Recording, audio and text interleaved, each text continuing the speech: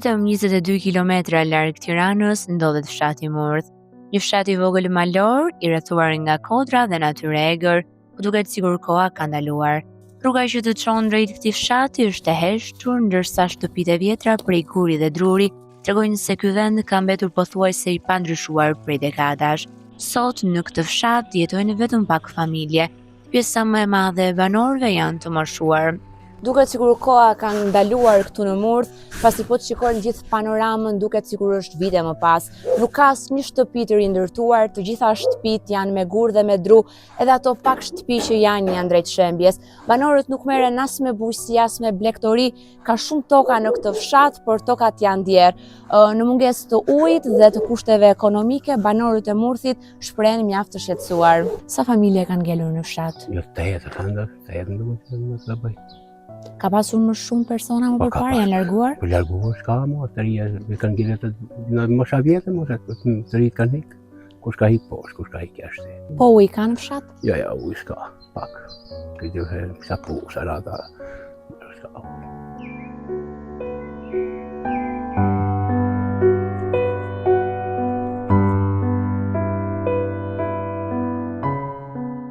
Edhe pse toka është shumë pjellore, ajo mbetet djerë. Banorët thonë se problemi më i madh është mungesa e ujit dhe mungesa e kushteve për bujqësi dhe blegtori. Ata pak banorë që jetojnë ende në Murth merren kryesisht me bakti dhe prodhimin e mbajnë vetëm për familjet e tyre. Ju me çfarë merreni këtu? Me shumë me bakti, me shupun private shtëpi. Sa bakti keni? A që kemi sa bakti sa me hangër? Sa për vete? Sa për vete. Nuk shisni prodhim? Ja, nuk shisni prodhim, s'kemi. Bujqësia është s'kemi ujë, jemi pa ujë. Ne s'kemi ujë për të pi, jo për të shumë për vaditur. Shtymë, kalem.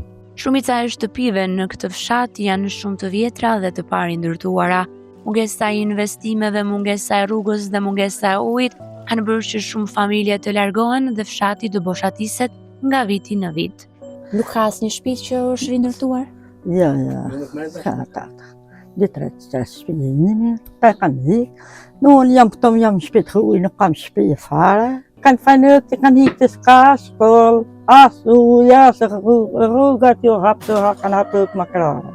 Në fshati ka maru e motra, kemi gjelë.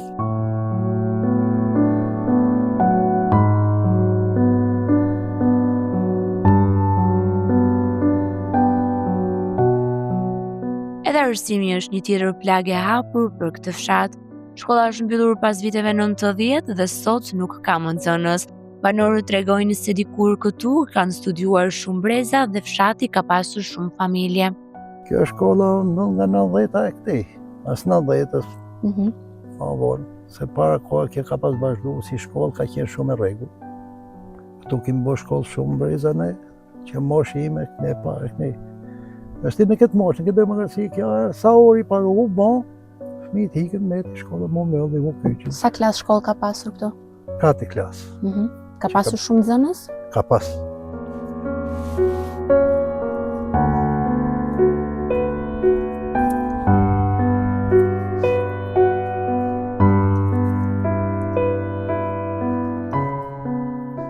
Por Murthi nuk është vetëm një fshat i harruar. Ky vend mban mbi vete një histori të rëndë. Në vitin 1913, forcat serbe vranë 18 banorë të pafajshëm të këtij fshati. Sot emrat e tyre janë të gdhendur në lapidarin e fshatit, si një kujtesë për atë që ka ndodhur këtu më shumë se një shekull më parë. Në anë të rrugës ndodhet lapidari, i cili dëshmon qartë për viktimat e pafajshme, burra dhe gram të masakrës serbe të ndodhur në vitin 1913. Serbët jo pak herë kanë kaluar në këto troje pasi kanë dashur të pushtojnë pikërisht Shqipërinë qendrore për të arritur më pas në Durrës.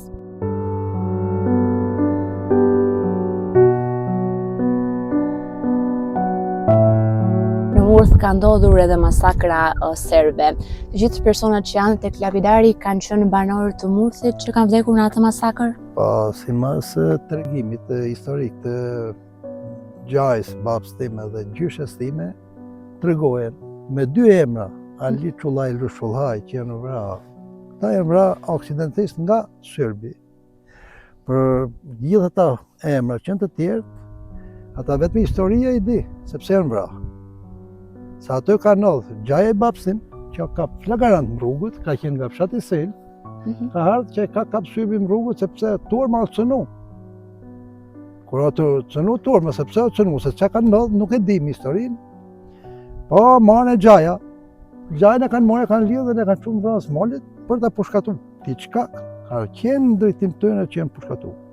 Ata vetëm historia më pashme dinë brezi më i vjetër. Që vra. A vra një tekën një në vete, në ata e di historie sepse a vra, se nuk është vra ndoshta nga Sërbi, po vra nga dikush tjetër. Edhe kjo rapida që bonë, që këta e kanë bo pata fiset për të ngrejt, për të duk. Si ja si kam mësu baballarë tonë, fisi jonë, gjyshat tonë e gjajet. Ata janë, për mu e në pralla me mret këtë, nuk do të të në gjapë një më mbisht, sa të kanë qenë në vlezit tonë Kosovarë që kanë kalu, e në Sërbi ka kalu, pas të cënove nuk gërma. Më lagjen tonë, qullhaj, Sërbi s'ka budorë. Si i kanë majtë me bukë, i kanë hoj, i kanë stërhuj, në vend atë nuk e në cënë. Këta lagjen se, ata e din vetë se që kanë bo, se si kanë bo, se në si janë vra. Kush lagja ka cënu, i ka pushkatu. Edhe mirë i ka bon, i lumë dore në atë në që i bon, sa petë cënove, se s'ke që t'i thushtë në. Pse shpinë teme se cënuj. Mërti është një fshat i vogël, por me një histori të madhe, edhe sot jetojnë në veç 8 familje që gjysma ka ndërmend të lëviz. Një fshat ku e kaluara e dhimbshme dhe realiteti i vështirë jetojnë bashkë.